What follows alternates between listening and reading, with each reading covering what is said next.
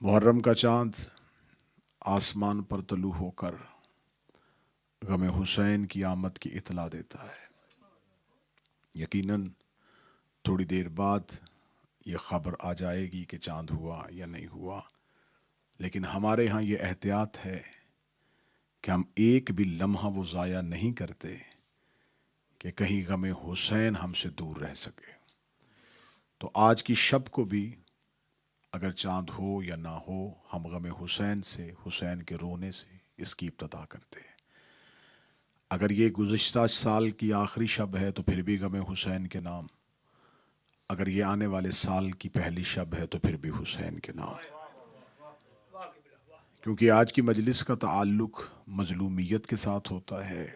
इंशाअल्लाह अशरा मुहर्रम की मजालिस को मौजू के साथ कल से आपकी समातों को हदिया करेंगे।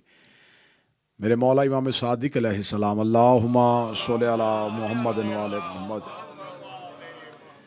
मेरे मौला फरमाते हैं, मम बका ओ अबका ओ तबाका वजबत लहुल जन्ना, जो हुसैन मेरे जद को रोए, रुलाए, रोने वाली शक्ल बनाए, उस पर मैं मोहम्मद का बेटा कहता हूँ जन्नत वाजिब है। गम हुसैन की हल्का सा अज्र इमाम सादिक ने बताया कि जो हुसैन को रोए, मैं सादिकुल इतरत ये वादा करता हूं कि जन्नत की वादा नहीं, वाजिब है उसके साथ।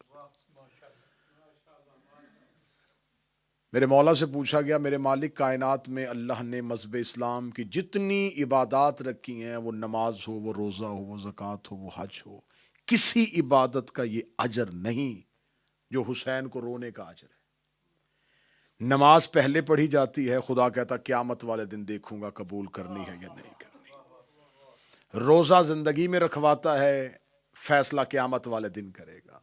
हज दुनिया में करवाता है, कबूलियत का फैसला बरोज़े माशर करेगा। हर इबादत दुनिया में करवाई जाती है, फैसला क़यामत के रोज़ होगा। क्या है हुसैन का रोना, क्या है हुसैन पे गिरिया, कि आपने इसका वादा कर लिया कि मैं वादा करता हूं रोए, रुलाए, शक्ल भी बनाए तो मैं जन्नत वाजिब कर देता हूं। सादिकुल इतरत ने यूं ही साइल का यह सवाल सुना, इमाम ने फरमाया, काश तुम्हें खबर होती हुसैन को रोने की कीमत क्या है। तूने हुसैन के गिरिए का अजर इबादत के साथ कैसे किया, तुझे नहीं खबर? हुसैन ना होते ना नमाज होती, ना रोजा होता, ना ज़कात होती। इस्लाम के जितने अरकान तूने गनवाए हैं, इनमें से एक भी ना होता अगर हुसैन ना होता। तो मेरे मालिक, फिर आप ये कह दीजिए कि हुसैन अलैहिस्सलाम ने इस्लाम बचाया, हुसैन ने दीन बचाया, तो हुसैन ये कदर पा गया। आप तो अज़ादार की बात कर रहे हैं।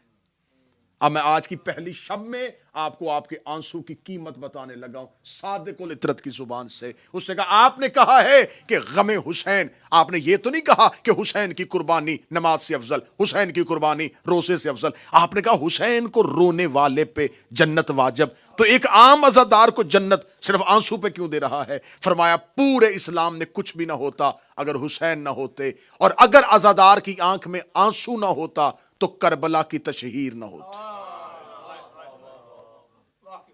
पूरा इस्लाम अल्लाह ने बंद किया करबला में, करबला बंद की है अज़ादार के आंसू में। फिर लफ्ज़ सुनिएगा, पूरा इस्लाम करबला में, पूरी की पूरी करबला हुसैन के आंसू में। उसका मौला, गम हुसैन पे रोने के लिए क्या शर्त है? क्योंकि इंसान मर्जी से रो नहीं सकता, हर इबादत मर्जी से होती है, रोना मर्जी से नहीं। रोता तो इंसान तब है जब तकलीफ होती है। और आंसू की भी दो किस्में होती हैं, एक खुशी का आंसू होता है, एक गम का आंसू होता है। मौला अमीर अल मोमिनीन की बारगाह में बैठे हुए जनाब सलमान की आंखें आंसुओं से झलक रही थी। एक शख्स ने कहा, मौला सलमान क्यों रो रहा है? फरमाया, मेरे फजाइल सुन के खुशी से रो रहा है। और फिर वहीं पे मेरे मौला अमीर अल मोमिनीन ने एक म्यार दिया था। मौला फरमाते, अगर देखना हो आंसू खुशी का है या गम का है, आंसू आंख से निकले उसको उल्टी हथेली पे रखो। अगर तो आंसू ठंडा हुआ तो खुशी का है, गर्म हुआ तो गम का है।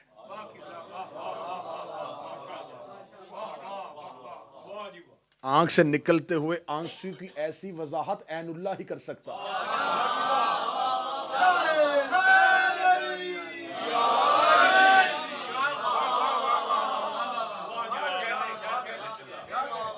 مولا امیر المومنین نے فرمایا کہ انسان کے آنسو جب غم کا نکلتا ہے تو غم تب پیدا ہوتا جب دل میں حرارت پیدا ہو۔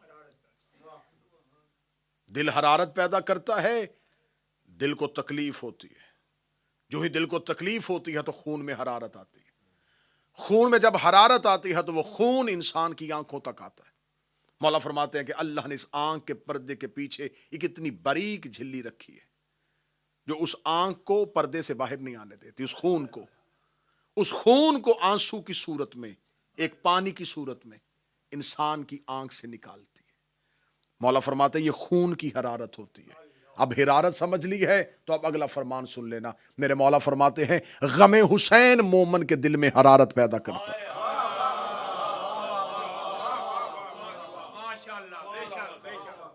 حسین کا غم مومن کے دل پہ حرارت پیدا کرتا ہے۔ کوئی آپ کسی کو بازار سے بلائیں نا کہ آئیں تھوڑی دیر بیٹھیں روئیں، کبھی بھی نہیں روئے گا۔ آپ کسی کو پوری رات کربلا سنائیں، مرضی سے رو نہیں سکتا۔ مومن کا دل صرف نام حسین کی نون ختم ہونے کا انتظار کرتا ہے اور آنکھ سے آنسو نکل آتا ہے۔ امام سے پوچھا گیا مولا حسین کو رونے کے لیے کیا چاہیے؟ امام نے فرمایا صرف رونے کے لیے ایک چیز چاہیے، شجرہ شریف ہونا چاہیے، تاکہ تمہیں حسین کی غربت کا اندازہ ہو سکے۔ میرے مالک یہ کون روتے ہیں؟ فرمایا علی کے شیعہ۔ مولا یہ علی کے شیعہ کیسا بنتا ہے؟ فرمایا علی کا شیعہ مرضی سے نہیں بنتا، اللہ بنا چکا ہے۔ آج کی ابتدائی مجلس ہے تو میں اس لیے تمہیدی چند کلمات ادا کر رہا ہوں، ورنہ علماء قدیم میں، ہمارے مقدمین میں یہ طریقہ کار ہوتا تھا کہ وہ شب کی مجلس، چاند کی مجلس صرف غم کی پڑھتے تھے تاکہ غم سے ابتدا ہو سکے۔ تو میں اس لیے فضائل کو اسی انداز میں پڑھ رہا ہوں کہ آنکھیں بہتی بھی رہیں اور فضائل بھی ہوتے رہیں۔ مولا حسین کو کون روئے گا؟ متوجہ ہے صاحبان؟ مولا حسین کو کون روئے گا؟ فرمایا علی کا شیعہ۔ مولا علی کا شیعہ کسے کہتے ہیں؟ علی کا گروہ جو علی کا ساتھ ہے؟ فرمایا نہیں۔ مولا شیعہ کیسے بنتا ہے؟ امام فرمایا بنتا نہیں، اللہ بنا چکا ہے۔ میں پھر لفظ کہنے لگا ہوں اپنے نوجوان بچوں کے لیے، شیعہ دنیا میں آ کے نہیں بنتا۔ مولا کیسے؟ کتاب کا حوالہ حیات القلوب علامہ مجلسی، کتاب کا حوالہ بحار الانوار علامہ مجلسی، کتاب کا حوالہ کامل الزیارات غیبت صغرا کے دور میں لکھی ہوئی کتاب۔ امام نے فرمایا خلقو شیعتنا من فاضل طینتنا، ہمارے شیعہ ہماری بچی ہوئی طینت سے خلق ہوئے۔ مولا فرماتے ہیں اللہ نے یہ جو شیعوں کو خلق کیا ہے، ہم اہل بیت کی بچی ہوئی طینت سے خلق کیا ہے۔ یہ کہنے کے بعد فرمایا والمعجون بماء ولایتنا، پھر اللہ نے ان کی مٹی کو ہماری ولایت سے گوندا ہے۔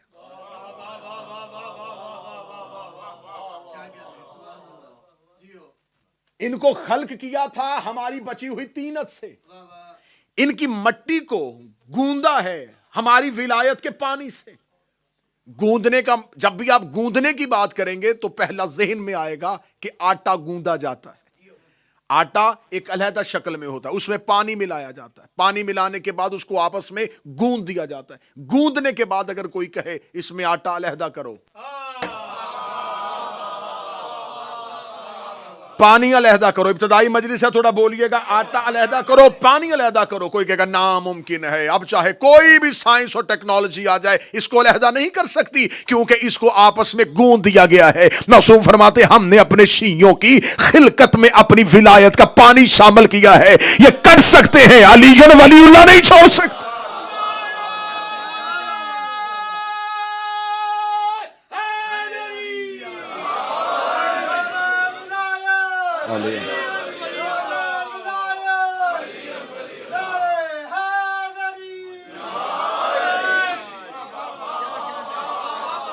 ان کو خل کر دیا گیا ہے، معجون کر دیا گیا ہے، ان کو معجون کر دیا گیا ہے بماء ولایتنا، ہماری ولایت کے پانی کے ساتھ۔ اب ان کے دلوں سے ہماری ولایت کوئی نہیں نکال سکتا. یہ ہمارے اس ولایت کے پانی کی وجہ سے علی کی محبت نہیں چھوڑتے. مولا یہ حسین کی محبت میں کیوں روتے ہیں؟ فرمایا کربلا کی مٹی ان کے خمیر میں ڈال دی گئی. خاک کربلا کا تعلق فقط اس زمین سے نہیں ہے. کربلا حسین کے لیے عرش سے اتاری گئی تھی. خاک کربلا ان کی مٹی میں شامل کر دی گئی ہے. کربلا کی مٹی مومن کے خمیر میں شامل ہے. میں لفظ بار بار کہوں گا تاکہ دلیل جب دوں گا تو آپ کا ذہن گواہی دے سکے. کربلا کی خاک عزادار کے خمیر میں شامل ہے. اور آج بھی معجزہ ہے کہ کربلا کی خاک جہاں بھی ہوتی ہے 10 محرم کو سرخ ہو جاتی ہے.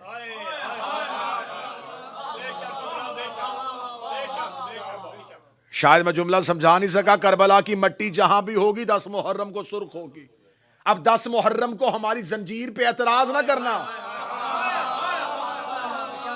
ہمارے خون کے پرسے پہ اعتراض نہیں. اور یہ بات بھی میں کہوں کہ صرف مجلس حسین میں آنا عبادت نہیں. بعض احباب یہ سمجھتے کیونکہ جدید دور ہے نا, بندے کہتے ہیں مجلس میں چلے گئے تو بس عبادت ہو گئی.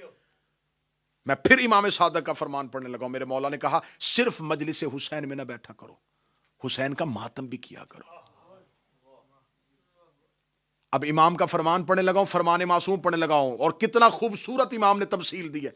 مولا فرماتے ہیں مجلس حسین کے بعد ماتم ایسے ہی ہے جیسے نماز کے بعد زہرا کی تسبیح.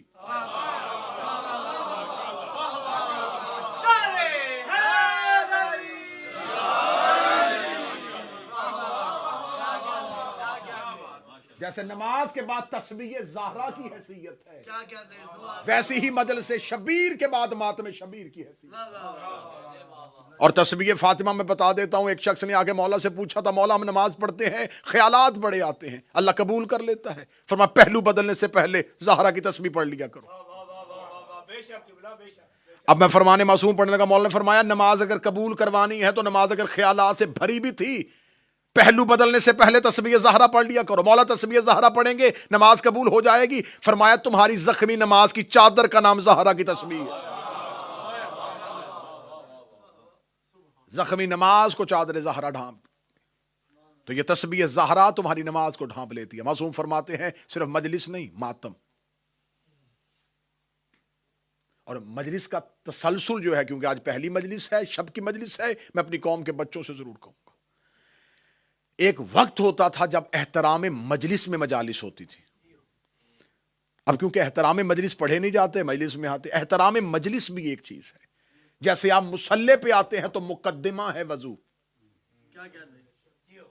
جب تک آپ کا وضو کا عمل نہیں ہوگا تو وضو کے لیے شرط ہے جو پانی آپ لے رہے ہیں اس کو پہلے دیکھیں, یہ آب مضاف تو نہیں ہے, یہ پاک پانی ہے, اس میں کوئی چیز تو شامل نہیں ہے. پھر آپ دیکھیں یہ پانی میں کوئی رنگت اس کی تبدیل تو نہیں ہے. پانی صاف ہوگا وضو ہوگا, وضو پورا ہوگا نماز ہوگی. ہر عبادت سے پہلے کچھ مقدمات ہیں. مجلس شبیر اس چیز کا نام نہیں, آئیں اور سیدھے آ کے بیٹھ گئے. بعض لوگوں کے ذہن میں یہ خیال ہوتا ہے کہ ہم مجلس میں تب جائیں گے جب پڑھنے والے کا بالکل جو مین پڑھنے والا اس کا ٹائم ہوگا تو ہم مجلس میں جائیں گے. اس ایک طریقہ کار نے میری قوم کو مجلس کے تقدس سے دور کر دیا.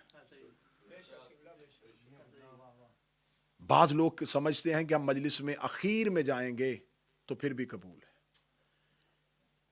مجلس کی پہلی صف میں بیٹھنا ایسے ہی ہے جیسے جماعت کی نماز کی پہلی صف میں آنا.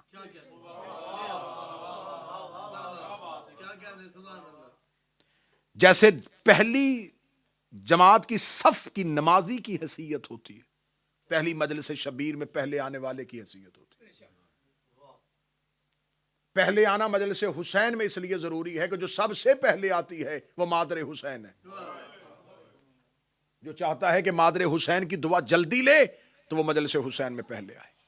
مجلس میں سب سے بعد میں نکلنا یہ بھی میرے آئمہ کی سنت ہے.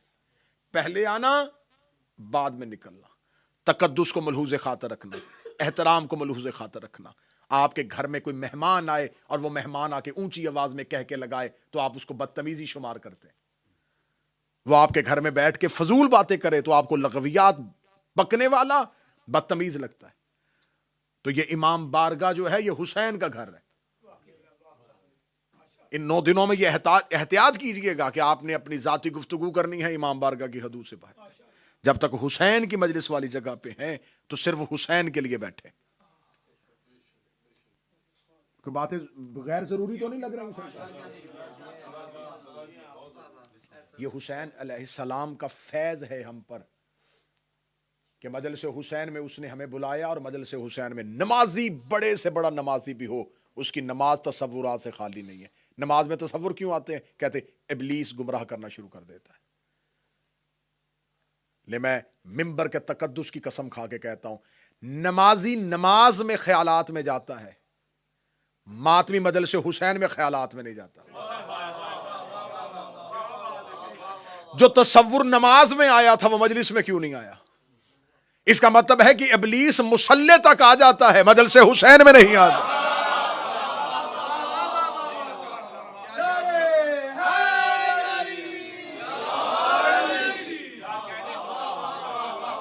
وہ مصلی تک پہنچ گیا، اس کی رسائی نمازی کے مصلی تک ہے، حسین کی مجلس میں نہیں.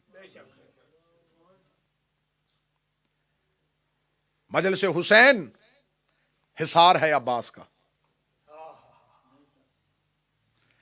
چلے میں جملہ آ گیا کیونکہ علم کشائی کی مجلس ہے، تو انشاءاللہ جب مجالس میں ہوں گے تو پھر حضرت عباس کے تذکرے میں تفصیلی حضرت عباس کا تذکرہ کروں گا. میرے مولا سرکار باب الحوائج ابو الفضل العباس شب عاشور 9 لاکھ نے سوچا کہ ہم حسین پہ رات کو حملہ کر دیں. شب عاشور فوجی اشقیاء سے یہ بات آئی کہ ہم حسین پہ رات کی تاریکی پہ حملہ کر دیں. خیام حسینی سے اکیلے عباس چلے. حضرت عباس گئے اور حضرت عباس نے جا کے، اس سے پہلے 7 محرم فوجی اشقیاء کا دعویٰ تھا کہ ہم حسین کے خیام پہ حملہ کریں گے. 7 محرم کا عباس پڑھوں پھر شب عاشور کا عباس سن لینا. حضرت عباس جب پہنچے تو فرات کے گھاٹ پہ، کتابیں کہتی ہیں فرات کے گھاٹ پہ اس وقت 30,000 یزیدی لشکر جو تھا وہ فرات کی گھاٹ پہ قبضہ کر گیا. حضرت عباس اکیلے آئے، 30,000 نے فرات کا گھاٹ قبضہ کیا ہوا ہے اور ارادہ کیا تھا حسین پر حملہ کرنا. حضرت باب الحوائج ابو الفضل العباس آئے اور اپنے گھوڑے سے اپنے نیزے کو زمین پہ رکھا، اپنے نیزے کی انی کے ساتھ کربلا کی ریتی پہ خط کھینچا. خط کھینچ کے عباس کہنے لگے حسین تک جانا تو بہت دور کی بات ہے، ہمت ہے تو اس خط کو پار کر کے دکھا. تم میں جرت ہے تو اس لکیر کو پار کرو، تم میں ہمت ہے تو اس خط کو جو میں نے کھینچا ہے اس کو پار کر کے دکھاؤ. ہمت ہے تو اس لکیر کو پار کرو، ہمت ہے تو اس لکیر کو پار کرو. معصوم سے پوچھا گیا تھا، عباس نے وہاں پر ایک خط کھینچا تھا، وہ خط ختم ہو گیا؟ فرمایا عباس کا کھینچا ہوا خط کبھی بھی ختم نہیں ہوتا، عباس کی کھینچی ہوئی لکیر آج بھی ہے. فرمایا وہ لکیر کہاں ہے؟ فرمایا مجلس حسین کے باہر عباس کا کھینچا ہوا خط ہے. دشمن آنا بھی چاہے تو نہیں آ سکتا. اب منتیں نہ کیا کرو کہ ماتم دے آ جاؤ، مجلس میں آ جاؤ. جسے عباس روک لے اسے کوئی نہیں بلا سکتا.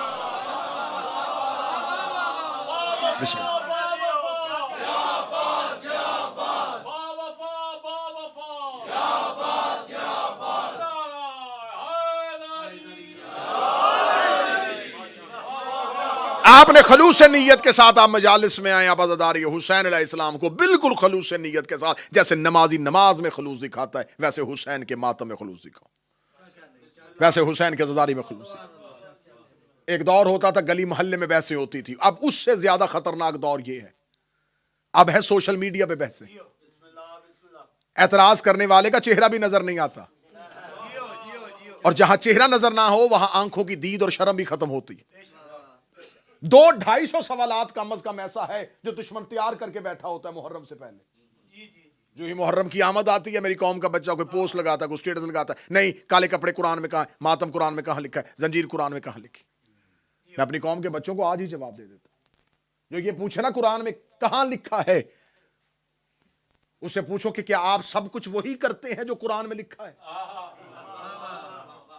اگر آپ سب کچھ وہی کرتے ہیں جو قرآن میں لکھا ہے تو آپ بتائیں مذہب جعفریہ کے علاوہ 4 آئمہ ہیں.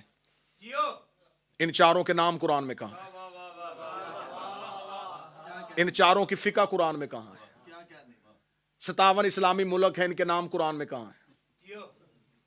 ان کے اندر جو قانون پاس ہے وہ آئین کہاں ہے؟ جو آج اسلامی نظام قائم ہے وہ نظام قرآن میں کہاں ہے؟ چھوڑ دو دنیا داری کی باتیں، نماز کی رکعتیں قرآن میں کہاں ہیں؟ رکوع میں کتنی دیر رکنا یہ قرآن میں کہاں ہے؟ سجدے میں قرآن کا حکم کہاں ہے؟ زکوٰۃ کتنی بھیڑ پہ، کتنی بکریوں پہ، کتنی سونے پہ، چاندی پہ قرآن میں کہاں ہے؟ کعبے کے 7 چکر قرآن میں کہاں ہے؟ صفا مروہ کی صحیح قرآن میں کہاں ہے؟ منی میں جانا قرآن میں کہاں ہے؟ عرفات میں رکنا قرآن میں کہاں ہے؟ مزدلفہ میں جانا قرآن میں کہاں ہے؟ اگر یہ ساری چیزیں قرآن میں نہیں ہیں تو پھر کام کیوں کر رہے ہو؟ کہتے ہیں یہ قرآن میں نہیں ہے، قرآن میں ہمیں نظر نہیں آ رہی لیکن ہمارا اس پہ یقین ہے۔ اچھا چلو ٹھیک ہے، جو قرآن میں آج ہم سے میری قوم کے بچوں سے پوچھتے ہیں یہ بھی قرآن میں نہیں ہے، یہ بھی قرآن میں نہیں ہے، یہ بھی قرآن میں نہیں ہے، تو جو کچھ قرآن پہ لکھا ہے اس پہ سارے عمل کر رہے ہو؟ قرآن میں لکھا ہے کہ جھوٹ نہیں بولتے، تو کیا سارے مسلمان ایسے ہیں جو جھوٹ نہیں بولتے؟ قرآن میں لکھا ہے حسد نہیں کرتے، کیا سارے ہی ایسے ہیں جو حسد نہیں کرتے؟ غیبت نہیں کرتے، مال حرام نہیں کرتے، جو کچھ قرآن میں حکم ہے وہ کیا سارا کچھ سارے کرتے ہیں؟ اس کا مطلب ہے کہ تجھے شریعت سے محبت نہیں، حسین سے دشمنی ہے۔ تجھے دین سے محبت نہیں، تجھے حسین سے دشمنی ہے۔ یہ قرآن میں کہاں لکھا ہے؟ یہ قرآن میں لکھا ہے۔ اللہ صرف حکم دیتا ہے، تشریع رسول کرتا ہے۔ بس میں آخری بات کہنے لگا ہوں، اللہ صرف حکم دیتا ہے، تشریع رسول کرتا ہے۔ خدا نے صرف حکم دیا اقیموا الصلاۃ، بس نماز قائم کرو۔ اب اتنے میں کہہ رہا ہوں کہ صرف باب الصلاۃ، کتاب الصلاۃ اگر اٹھا لیا جائے تو الماریاں بھری ہوئی ہیں علماء کی۔ خدا نے صرف اتنا کہا ہے کہ نماز پڑھو، آگے مولویوں کی بحثیں کتنی پڑھنی ہے، نماز اجارہ کون سی ہے، نماز عہد کون سی ہے، نماز میت کون سی ہے، غصبی جگہ پہ کیسے ہوتی ہے، ڈوبتے ہوئے کیسے نماز ہوگی، اشارے سے نماز کیسے ہوتی ہے، اندھے کی کیسے ہوگی، گونگے کی کیسے ہوگی، مسافر کی کیسے ہوگی، قصر کون سی ہوتی ہے، قضا کون سی ہوتی ہے۔ یہ تو پورا کا پورا باب کھول دیا ہے، قرآن میں تو کہیں نہیں تھا۔ قرآن نے صرف حکم دیا تھا قائم کرو، اور آگے جتنی اتنی رکھتے، جمعہ میں یہ، فجر میں یہ، مغرب میں یہ، مسافر کی یہ، قصر یہ، قضا یہ۔ خدا نے کہا آتو زکات، زکات دو، پورا باب ہے، اتنی اتنی اتنی دینی۔ خدا نے کہا حج کرو، پورے کا پورا باب ہے۔ خدا نے کہا جہاد کرو، پورے کا پورا باب ہے۔ تو جب ہم نے علماء سے پوچھا، جب خدا نے اتنی تفصیل بتائی ہی نہیں ہے تم کرتے کیوں ہو؟ کہتے ہیں خدا صرف حکم دیتا ہے، تشریع رسول کرتا ہے۔ خدا حکم دیتا ہے، تشریع رسول کرتا ہے۔ خدا حکم دیتا ہے، تشریع رسول کرتا ہے۔ خدا نے صرف حکم دیا تھا قربا سے مودت کرو، رسول نے حسین کو چوم کے تشریح کر دی تھی۔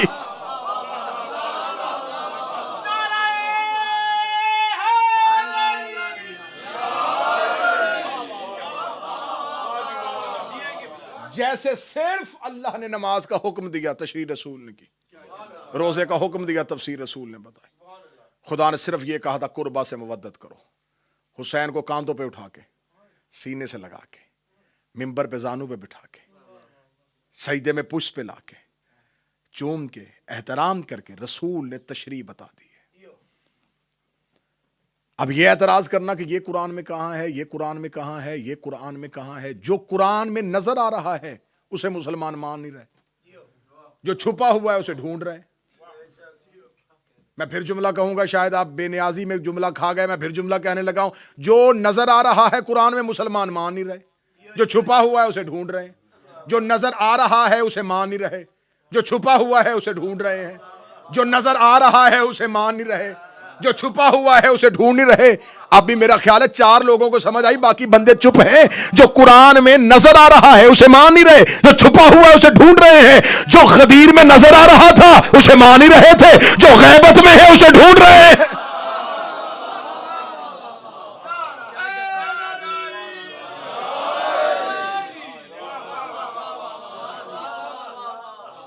متوجہ ہے صاحبان بات کی بات؟ غم حسین کا تعلق جو ہے وہ صرف حسین کے عزادار اور مومن کے ساتھ، قلوب میں حرارت پیدا کرنا، دلوں کو ولایت علی دینا، یہ ہے کرم مادر حسین کا۔ محرم اس کرم کا اظہار ہے۔ میں پھر جملہ اچھا کر کے کہنے لگا ہوں، اس سے بہتر جملہ میرے کوزہ معرفت نہیں ہے۔ محرم ہماری خلقت کے مقصد کا اظہار ہے۔ مولا حسین عزت عطا فرما۔ ہم محرم میں زمانے کو بتاتے ہیں کہ ہم کیوں ہیں۔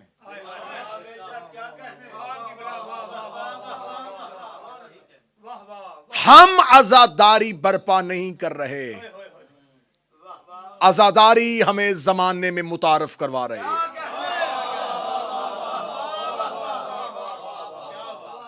ہم مجلس شبیر نہیں کر رہے، مجلس شبیر ہماری پہچان بتا رہے ہیں۔ ہم حسینیت کو قائم نہیں کیے ہوئے، حسینیت ہمیں بچائے ہوئے۔ کلو شائن یرجعو الی الاصل، ہر چیز اپنے اصل کی طرف پلٹتی ہے۔ یہ قانون ہے، یہ لا ہے کہ ہر چیز اپنے اصل کی طرف پلٹے گی۔ آپ مٹی کا ڈھیلا اٹھائیں، ہوا میں اڑائیں، وہ نیچے آئے گا، کیونکہ اس کا مرکز نیچے ہے۔ آپ ماچس کی تیلی جلائیں، شعلہ اوپر جائے گا، کیونکہ قرہ نار اوپر ہے۔ جو چیز جس مرکز سے ہو اس کی طرف پلٹتی ہے۔ مومن مرضی سے مجلس میں نہیں آتا،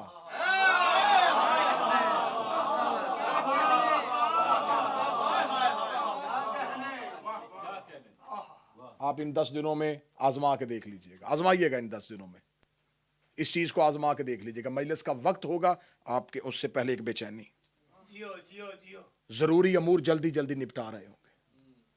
میں ممبر کے تقدس اور مولا عباس کا علم ضامن ہے، میں گواہی بنا کے کہہ رہا ہوں، اتنا لوگ خوشیوں کا انتظار نہیں کرتے جتنا حسین کے عزادار رونے کا انتظار کرتے۔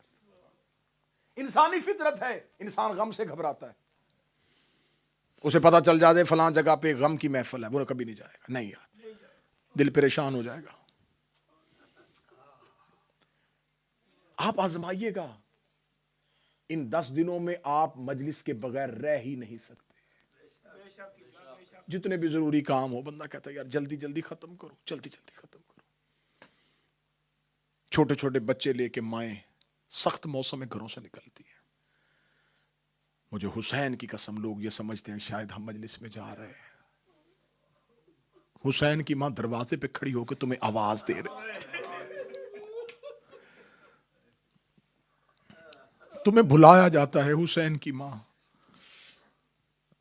نام لے لے کے بلاتی ہے، مجلس سے ایک رات پہلے فرشت بنتی ہے، حسین کا بیٹا اور حسین کی بہن فرشت بناتی ہے۔ جب مومنین مجلس میں آتے ہیں، دروازے پہ سجاد استقبال کرتے ہیں۔ پلٹ کے آ گئے تھے مدینے واپس، آباد ہو گیا تھا مدینہ۔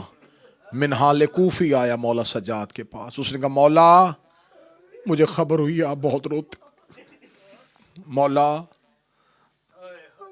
کربلا نے آپ کو ضعیف کر دیا، لیکن مولا ہم کیا کریں، میں اجازت لینے کے لیے آیا ہوں، میرا بیٹا جوان ہے، کربلا کے بعد میرا جی نہیں کرتا کہ ہم کوئی خوشی کریں۔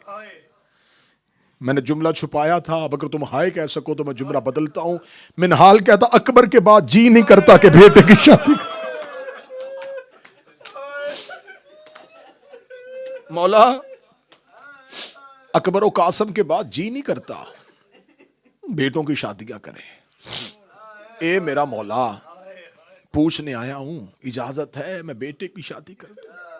ہاں ہاں منہال، یہ واجبات میں سے ہے، منہال جلدی کرو۔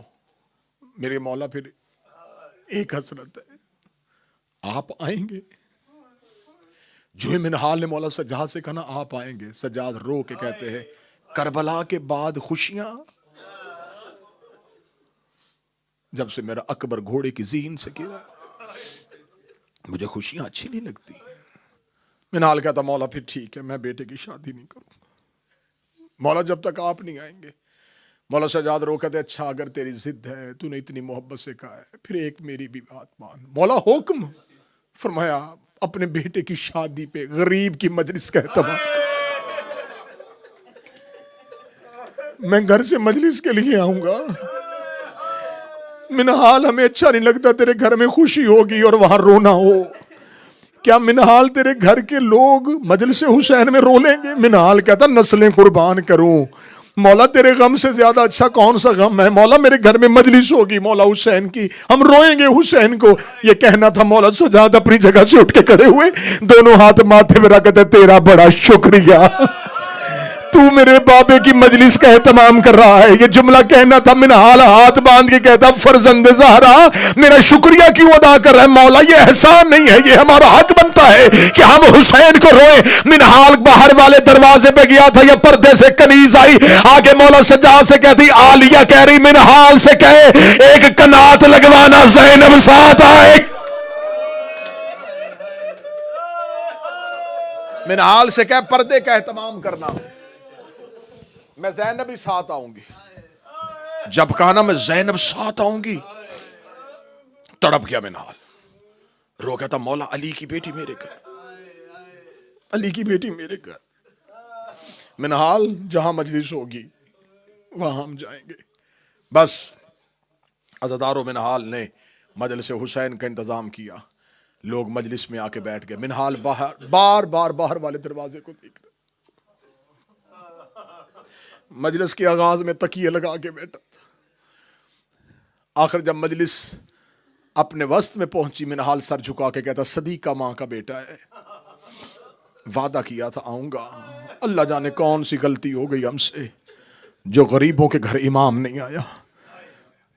منہال یہ کہے کہ اٹھ کے باہر کی طرف گیا تو کوئی شخص ہے جو وہاں بیٹھا ہے جہاں لوگوں نے اپنے جوتے اتارے۔ منہال ہاتھ پکڑ کے کہتا مسافر آگے جا کے بیٹھ۔ اتنا جملہ کہنا تھا، یا سید الساجدین نے اپنے چہرے سے رومال ہٹایا،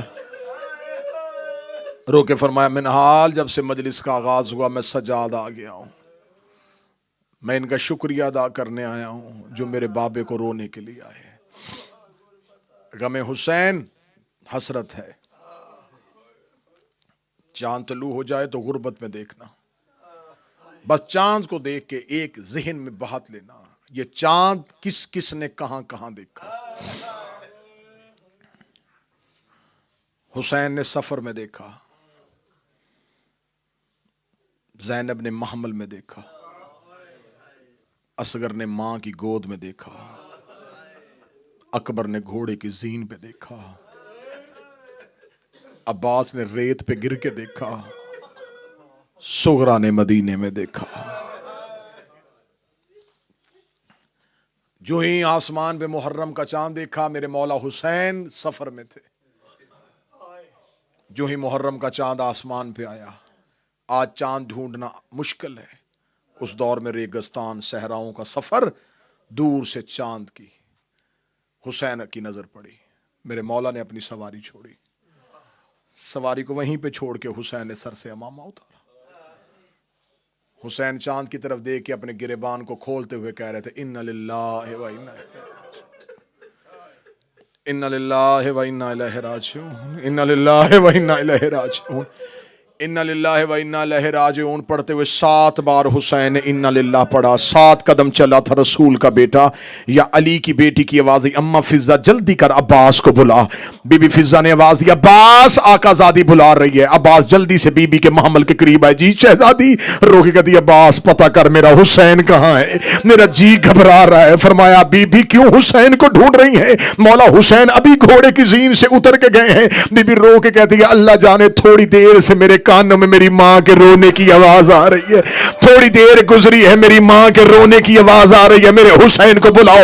عباس روتے ہوئے وہاں گئے جہاں کریم کربلا تھا۔ مولا عالیہ نے تجھے بلایا ہے۔ حسین الٹے قدموں سے چلے، محمل کے قریب آ کے بول علی کی بیٹی کیوں بلایا ہے؟ رو کے فرمایا حسین اپنا سر میرے محمل کے اندر لا۔ حسین کا سر محمل کے اندر آیا، علی کی بیٹی نے حسین کے گلے میں باہیں ڈالی، ماتھا چوم کے کہتی سچ بتا رویا کیوں تھا، سچ بتا رویا کیوں تھا؟ حسین رو کے کہتے زینب محرم کا چاند طلوع ہو گیا ہے، رو کے کہتی جب سے یہ چاند طلوع ہوا ہے، بار بار میری چادر سر سے اتر رہی۔ حسین کہیں یہ تیرے اجڑنے کا چاند تو نہیں؟ رو کے فرمایا ہاں عالیہ، یہی میری شہادت کا چاند ہے۔ اب اگلی سطر سننا، جو بہنوں کے بھائی بیٹھے ہو۔ بی بی نے کہا کون سا چاند ہے؟ فرمایا محرم کا۔